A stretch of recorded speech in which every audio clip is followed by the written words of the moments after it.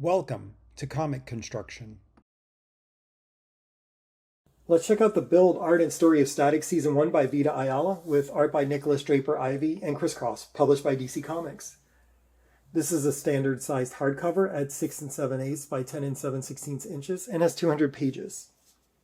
The dust jacket is printed 4 colors with a dull coating on the background, which gives it a kind of soft touch feel.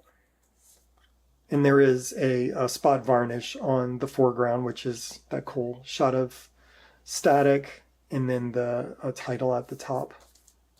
And then on the back, it's just the figure of Static. The cover is 4-color printing with a high gloss coating. So as a result, the colors are very vivid and it reflects a lot of light. It's really, really nice cover. Yeah. The binding is glued and the book has a rounded spine. The interior sheet is a reasonably thick uncoated paper. I really like it. It's too bad about the binding. The art is outstanding. While Nicholas Draper Ivey and Crisscross get top billing, the opening story has quite a few contributors, including one of my favorite old school art combinations, Dennis Cowan pencils with inks by Bill Sienkiewicz. I just love that look. But once we get into the actual Static Season 1 story, then the art is, the first 4 issues have breakdowns by Crisscross with finishes and colors by Draper Ivey. And then the last 2 issues are drawn and colored by Draper Ivey. Draper Ivey's work is heavily anime inspired and their colors are very vibrant and feel like animation coloring. This combination is beautiful and dynamic, and the reader really feels the motion. This is a very striking comic book. Let's see if we can find some of that. Yeah. Like you look at that panel and you know what this would look like in motion. You can see how this fight would go down. Like, you can actually see it as if it's animated. This is just truly gorgeous work. Vita Ayala's story is so heartfelt and wonderful. But before I get into that, let me talk about kind of my history with Static. Like many people, my main experience with Static is the animated series Static Shock. When Milestone launched in 1992, I was on hiatus from superhero comics.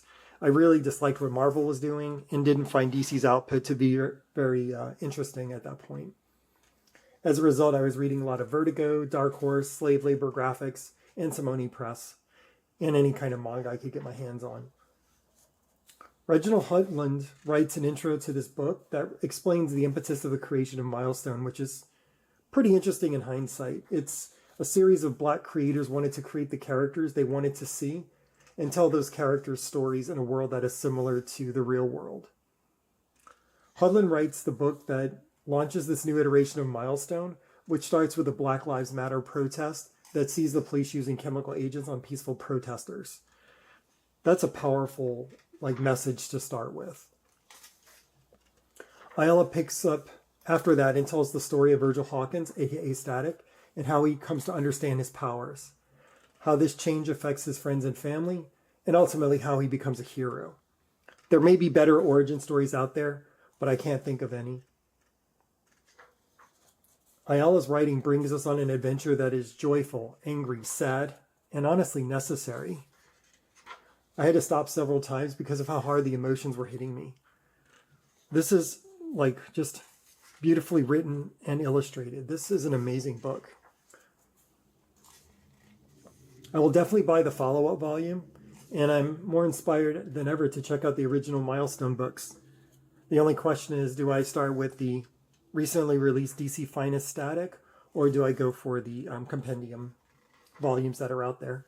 This book is that good. Thanks for checking out this video. If you enjoyed it, like, subscribe, and share with a friend.